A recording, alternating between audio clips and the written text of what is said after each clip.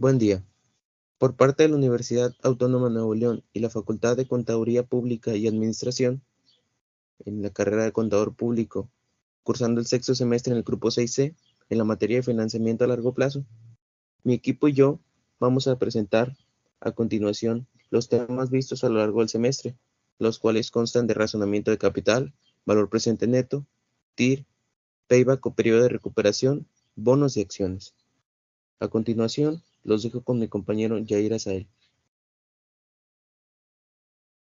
Buenos días, soy El Fragoso y voy a hablar sobre el costo promedio ponderado de capital, o también conocido como WACC, en sus siglas en inglés, Weighted Average Cost of Capital. Primero que nada, ¿qué es el costo promedio ponderado de capital? Esta es una medida financiera que nos permite, pues, medir en términos porcentuales si un proyecto es rentable o no. Pues esto compara diferentes tasas que ofrecen oportunidades de negocios para así decidir si este negocio para poder participar o no. Pasando eso, ¿por qué se utiliza el costo promedio ponderado de capital? Este, pues es muy importante para una empresa porque le permite calcular todos los gastos de financiamiento para futuros proyectos. Porque mientras más bajo sea el WACC, más económico será para la empresa gestionar y financiar futuros proyectos. Así a su vez es muy importante para el inversionista, ya que para el inversionista es como una prueba si de asumir el riesgo o no, de invertir en una empresa o no, dependiendo del proyecto. Este,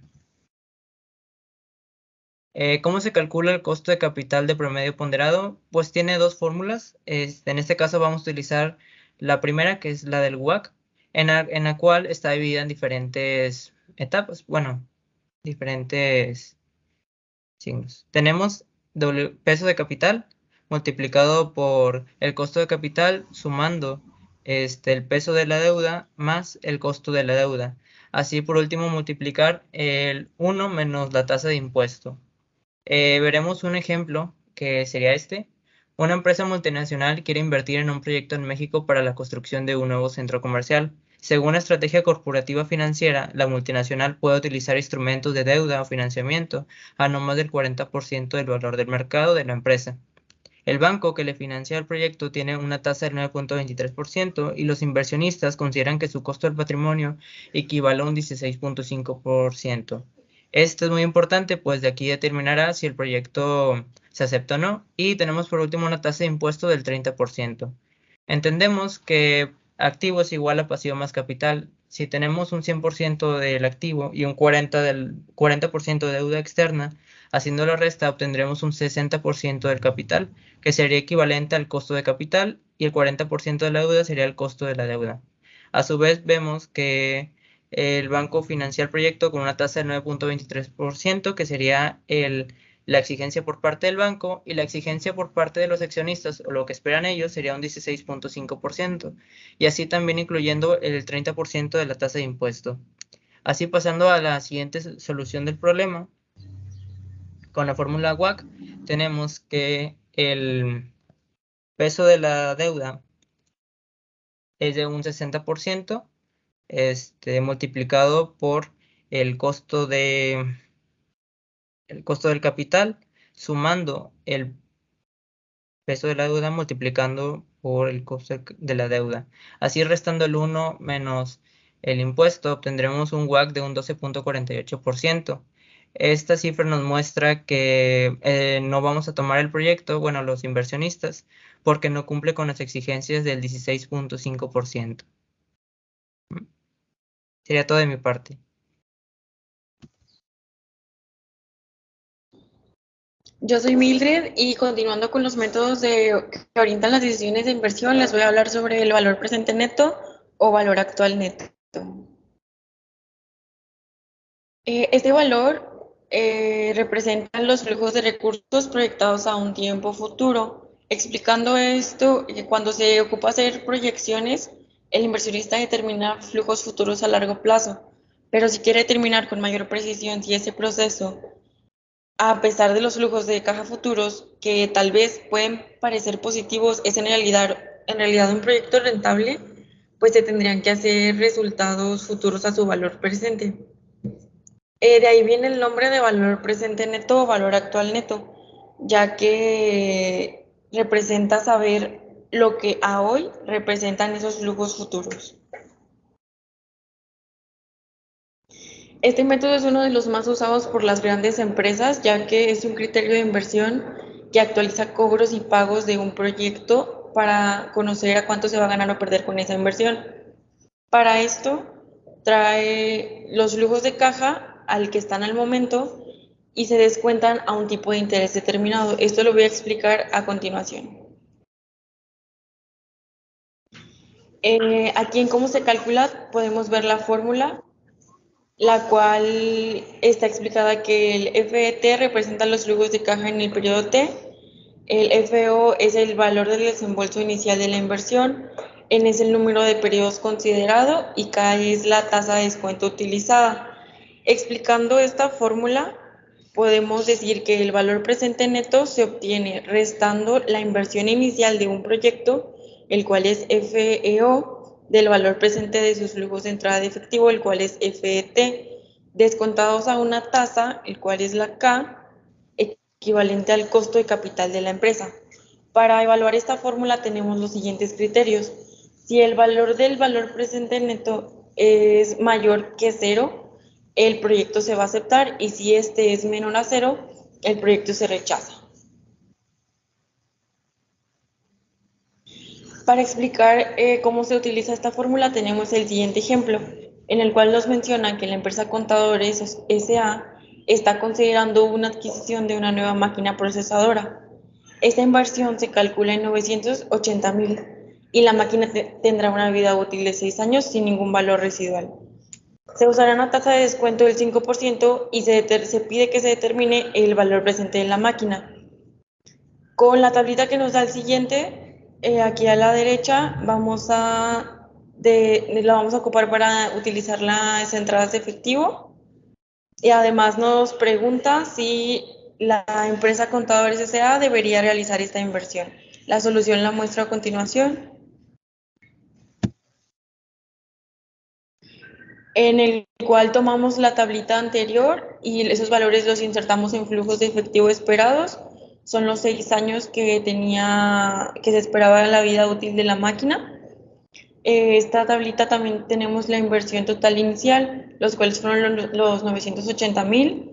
Y para desarrollar los flujos descontados se utilizó la fórmula que expliqué anteriormente, en el cual restamos la inversión total inicial de los valores del flujo de efectivo junto con la tasa de descuento. Teniendo todos estos valores de todos los años, nos da un total de 67,130,84 valor presente neto. Como respuesta a esto tenemos que se acepta el proyecto, ya que pues el valor es mayor a 0 y lo que hace que esta inversión se considere rentable, puesto que la empresa ganará un rendimiento mayor que su capital, y pues esto con sí traería que se aumentaría el valor de mercado de la empresa y la riqueza de sus dueños igual aumentaría. Igual, continuando con los métodos para orientar nuestras decisiones de inversión, tenemos la tasa interna de retorno o la TIR. Esta tasa se caracteriza por ser la rentabilidad que ofrece una inversión, es decir, el porcentaje de beneficio pérdida que tendrá una inversión para cantidades que no se han retirado aún del proyecto. Además, comprueba la viabilidad de una inversión. Y cuanto mayor sea la TIR, mejor será la inversión.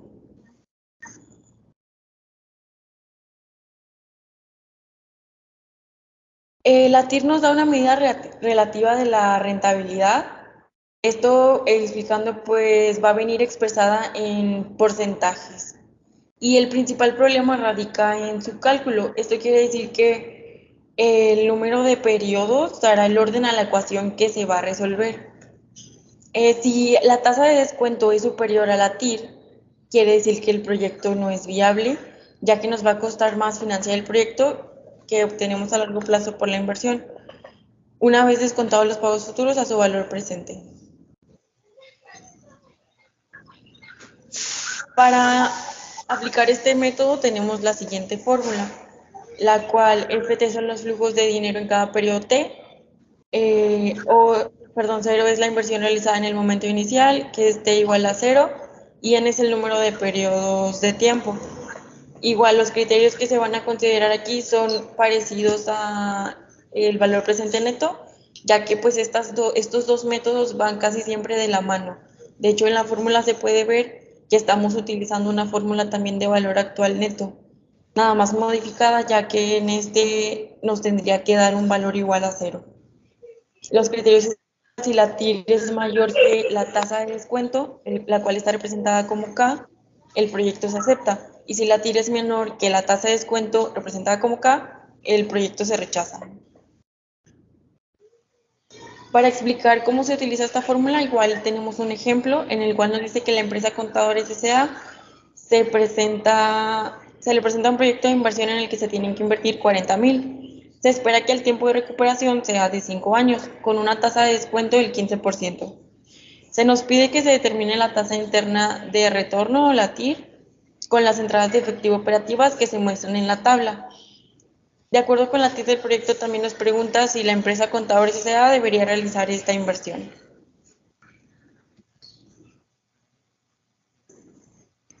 Para la solución de este problema, igual tomamos la tasa de descuento que se nos dio, que es del 15%, tomamos los valores de flujos de efectivo que teníamos en la tabla anterior, los cuales están representados a 5 años, y tomamos nuestro valor de inversión, que serían los 40,000.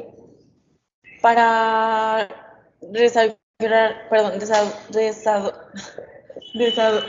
la fórmula, tenemos los valores en la última columna derecha, en el cual está el valor presente, en el cual se desarrolló la fórmula, y sumando estos valores nos dio un valor de 43,544,28. Comparando el valor presente de ingreso menos el valor presente de egreso, aún así nos queda una TIR del 19%. Esto quiere decir que es mayor a la tasa de descuento y quiere decir que es un resultado positivo para la inversión. Esta inversión sí, igual sería rentable, por lo cual sí se debería realizar. Del mismo modo, pues representa que se ganará un rendimiento mayor a su costo de capital. Y sería todo de mi parte. Buenos días, mi nombre es Leonardo Montoya y hoy les voy a hablar sobre otro tema visto en el semestre, que es el payback. El payback es un criterio para evaluar inversiones que se define como el periodo de tiempo requerido para recuperar el capital de nuestra inversión. Es un método que, pues, como sabemos, pues es el número normalmente de años que se tarda en recuperar el dinero desembolsado del comienzo de una inversión, lo que es crucial a la hora de decidir si embarcarse en un proyecto o no. Obviamente, pues todo tiene inconvenientes. El payback no es una excepción, de que pues, aquí, aunque sea un método muy útil de calcular, pues también presenta algunos problemas, como que no tiene en cuenta cualquier beneficio de pérdida que pueda surgir posteriormente el periodo de una recuperación. Por otro lado, que no tiene en cuenta la diferencia de poder adquisitivo a lo largo del tiempo, que en este caso pues la inflación. Ahora nos voy a hablar sobre el payback descontado. Que el payback descontado pues es un método similar, pero que corrige el efecto del paso de tiempo en el dinero. Además, también existen otros métodos de evaluación de inversiones, que también, como ya se mencionó anteriormente, es el valor ajustado neto o la tasa interna de retorno. Aquí podemos ver un ejemplo del payback descontado, que es fórmula es FC entre 1 más 0, 10 elevado a tiempo, a la tabla. Pues aquí vemos el proyecto A y el proyecto B. Dichos proyectos tienen un proyecto descontado que se va descontando por año. Para eso, tener al final una decimal del proyecto en general, y ese decimal se le multiplica por los 12 meses del año, y en este caso en el proyecto A se va a recuperar en 4 años, 4 meses. Y el proyecto B también, igualmente, también se multiplica por los 12 meses del año. Y en este caso su periodo de recuperación va a ser de 3 años con 2 meses. Y como todos nos preguntamos, ¿cómo se calcula el payback? Pues lo primero que se debe tomar en cuenta son los flujos de efectivos periódicos de la inversión. Y los flujos son reducidos por causa del factor de valor actual, con el fin de dar como resultado el precio de descuento del mismo. Pongamos que la inversión cuenta con una gran suma de dinero en efectivo.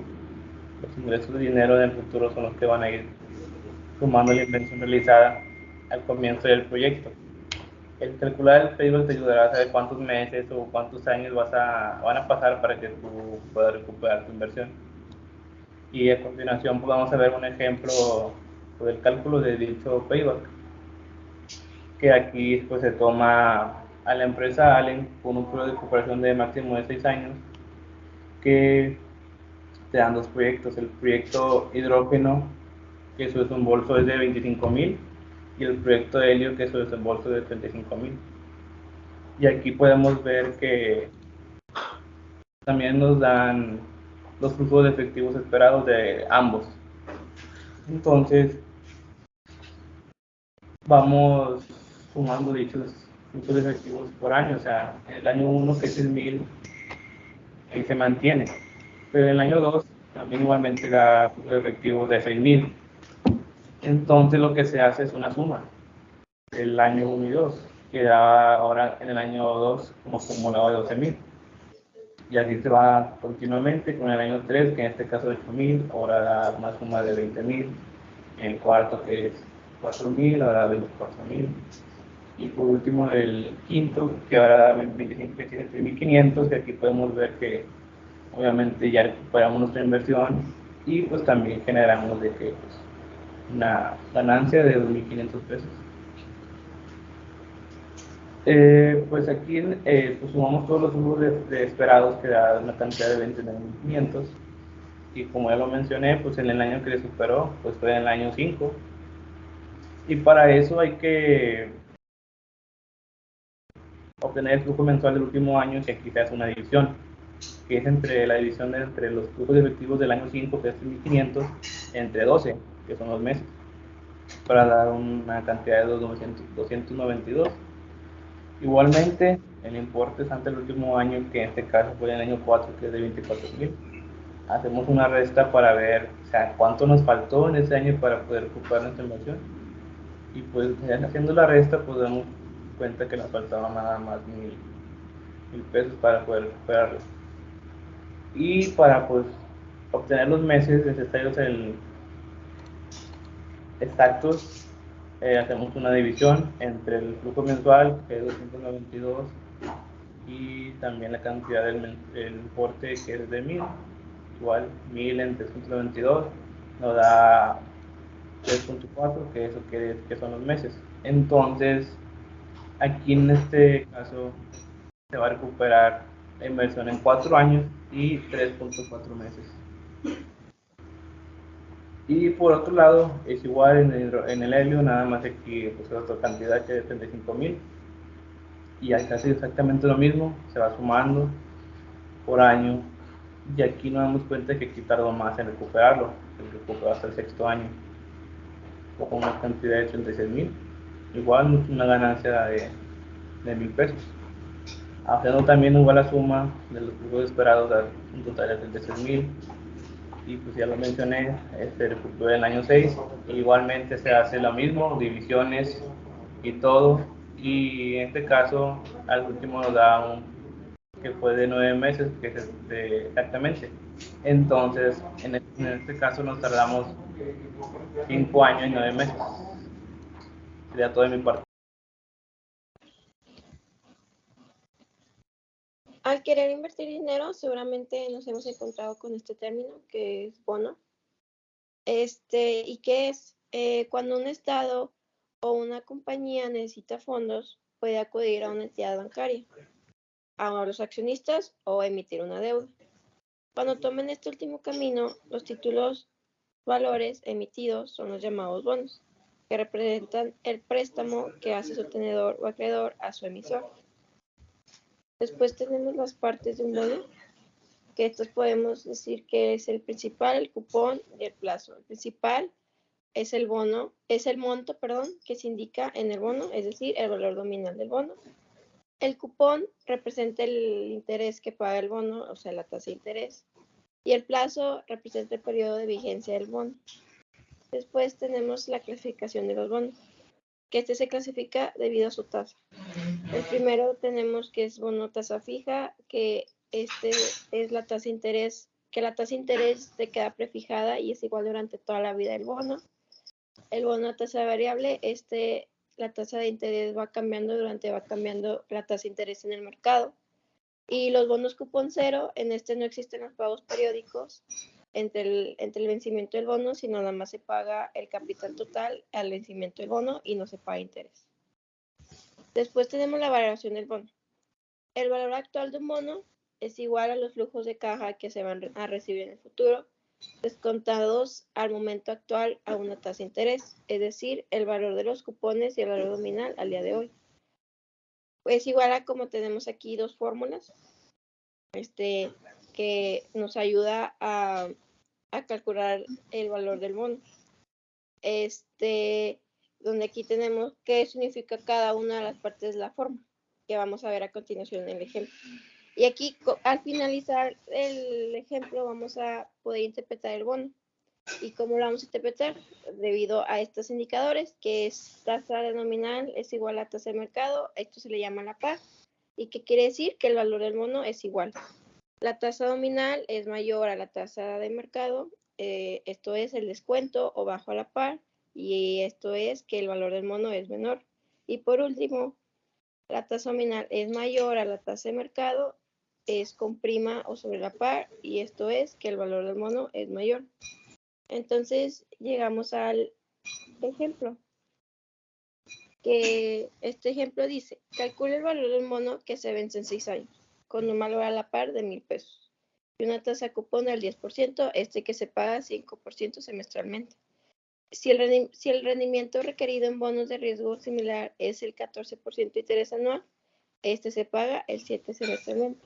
Aquí dividimos las partes de la fórmula para poder interpretar el bono. El primero es el valor nominal o el bono, que es de 1,000 pesos, la tasa de interés nominal, que es del 5%, la periodicidad, que se va a calcular semestralmente, y el número de plazos, que es 12 porque es un año. La tasa de rendimiento requerido, que es de 7%, y el cupón de interés, que es la multiplicación de la tasa de interés por el valor nominal o el principal. Aquí para calcularlo vamos a utilizar las dos fórmulas, pero por separado. Primero utilizamos la primera, que vamos a calcular el valor actual, que es el valor del bono sin los intereses. Y después vamos a sumarle el segundo resultado, que el segundo resultado se puede interpretar como los intereses resultados del bono. Aquí, como la fórmula que tenemos, el primer resultado es 1 menos 1 entre 1 más la tasa elevado al número de periodos entre la tasa, que en salió 397.13, y le sumamos el segundo resultado, que es el valor nominal, entre 1 más la tasa elevado al número de periodos, que salió a 444.01. Esto, al sumarlo, sale 841.15, que como vimos anteriormente, al interpretar los resultados, sale a descuento o bajo la par. Esto quiere decir que el valor, la tasa de interés de rendimiento es de 7%, o sea que es mayor a la tasa de interés nominal. Y esto sería todo por mi parte. Muy bien. Bueno, ahora vamos a pasar a explicar qué son las acciones. Ya veíamos ahorita, en su caso, los bonos que provienen o emergen de un mercado de deuda. Sin embargo, las acciones provienen de un mercado de capitales. Y pues a diferencia de los bonos que provienen del mercado de deuda, esto se hace por la necesidad de la empresa para hacer parte a los inversionistas de una compañía. ¿Para qué? Pues para que en un determinado momento, al final de un plazo, no tener que pagar esa captación inicial, esa inversión de los accionistas, después de los rendimientos. Representan las acciones una parte del patrimonio de una sociedad anónima y su posición, pues obviamente representa un derecho de propiedad en el control de la empresa. Existen dos tipos, que son las acciones comunes y preferentes, que por su propio nombre ya nos podemos dar cuenta de sus características. Las acciones comunes pues no tienen una preferencia alguna. Sí tienen derecho a voto, y a todos los actos de la vida de la empresa. O sea, pueden elegir al consejo de administración, decidir políticas y obviamente recibir un rendimiento, un pago de dividendos. Solo que se tendrá derecho a los dividendos después de que se haya cubierto las acciones preferentes. Es decir, sí nos va a tocar un rendimiento siempre y cuando la empresa cubra primero todas sus obligaciones. Mientras que las acciones preferentes confieren a su titular un privilegio extra. O sea, además de los privilegios que tienen las acciones comunes, este privilegio generalmente es de tipo económico con respecto a lo que conocemos de la acción ordinaria, porque el tenedor de una acción preferente tiene jerarquía en el cobro de dividendos. A la hora de jerarquía hablamos de que se les va a pagar primero. Primero se va a cubrir esos dividendos de los accionistas preferentes, que es lo que nos dice con las acciones comunes. O sea que al accionista común se le va a pagar un dividendo siempre y cuando se cubra con las obligaciones de la empresa, que una de ellas es pagar las acciones preferentes. Y bueno, también tienen cierta jerarquía en la distribución del patrimonio, que resta en caso de que la compañía quede en quiebra. A su vez, las acciones comunes tienen una clasificación: acciones de tipo A y acciones de tipo B. ¿Esto para qué? Pues para estructurar. Dice que por lo general las acciones comunes otorgan a su tenedor un voto en la elección de directivos y en asuntos especiales, como ya lo mencionamos, únicamente transferibles y que se asignan en la Junta Anual de Accionistas. Pero se emiten estas dos diferentes clases con base en sus derechos de voto. Las acciones de tipo A no tienen derecho a bono, mientras que las acciones de tipo B sí cuentan con un derecho a voto. Bueno, en el caso de los dividendos, el pago de los dividendos a los accionistas de la empresa es a discreción del consejo directivo de la corporación. La mayoría se pagan trimestralmente. Se pagan en efectivo, en acciones o mercancías, aunque lo más común es que se paguen en efectivo. Los dividendos en efectivo son los más comunes y los menos comunes, como les comento, pues serían aquí las mercancías. Casi ningún accionista cobra de esa manera. Y bueno, a lo largo del semestre vimos estos dos modelos, que es el modelo de crecimiento cero y el modelo de crecimiento constante. El modelo de crecimiento cero viene siendo pues el más sencillo para la evaluación de dividendos, que supone un flujo constante. Su propio nombre nos lo dice, un crecimiento cero. El flujo va a ser constante en el pago de dividendos. Aquí tenemos la fórmula, donde P es el pago del dividendo, y tenemos KS, que es el rendimiento requerido. Mientras que el modelo de crecimiento constante, este método es el modelo constante que supone que los dividendos carecerán a una tasa constante, es decir, van a ir en una variabilidad, pero siempre y cuando sea una tasa menor que el rendimiento requerido. Aquí tenemos la fórmula, el pago va a ser el dividendo 1, tenemos KS, que es la tasa de rendimiento requerido, menos la tasa. Vamos a pasar un ejemplo para que quede más claro. Tenemos la compañía Pilsa, proveedora de placas de acero en el territorio de Monterrey, Nuevo León, que emite acciones de clase A, que pagan durante los últimos 3 años un mismo dividendo anual de 8 pesos por acción, y se espera seguir pagando la misma tasa durante los siguientes años. ¿Qué estamos viendo aquí? Que la empresa emite acciones de tipo A, comunes. Estamos viendo que durante 3 años han pagado la misma cantidad de dividendo y así se espera. Entonces estamos hablando de una tasa cero. No estamos hablando de un bono que pague dividendos en crecimiento. Entonces vamos a evaluar el caso de Daniel Hernández, una persona individual que compra 150 acciones comunes de clase A de la empresa hace 3 años, cuando la tasa de rendimiento requerido en ese entonces era el 15%. Sin embargo, ahora la tasa, cuando desea vender sus acciones, es del 10%. ¿Qué ganancia o pérdida de capital tendrá Daniel sobre sus acciones? Pues aquí ya podemos ver simple y sencillamente que al momento que la compró la tasa era mayor. Ahorita la tasa de mercado está menor. ¿Qué quiere decir eso? Que vamos a tener una ganancia si las vendemos. independientemente de cualquier otra circunstancia. Tenemos KS, que son las tasas de rendimiento, la primera del 15%, segunda del 10%. Tenemos el dividendo que se paga, que es de 8 pesos, y el número de acciones que compró, que son 150. Para la resolución del problema hay que evaluar el pago, el costo de la acción. ¿Cuánto costó la acción? En base a los datos que nos dan. ¿Cuánto costaron al momento de que se compran y al momento de que se venden? Entonces, siguiendo la fórmula, tenemos que la acción, tenemos un precio de 8 pesos entre la tasa de rendimiento requerido en ese entonces, que era el 15%, menos, en este caso, la G en la fórmula se utiliza cuando estamos hablando de un modelo creciente. En este caso, se queda en cero porque estamos hablando de una tasa cero.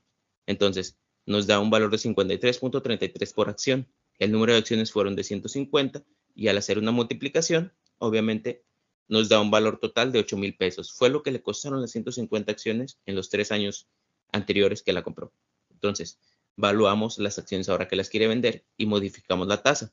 Tenemos el 8 pesos de la acción, del pago de dividendos, perdón, entre la tasa de rendimiento requerido nos da un 80 pesos de la acción, lo que vale hoy en día. Entonces, multiplicado por todas las acciones que se tienen, nos da un valor de 12,000 pesos. Por diferencia, nos da una ganancia de 4,000 pesos.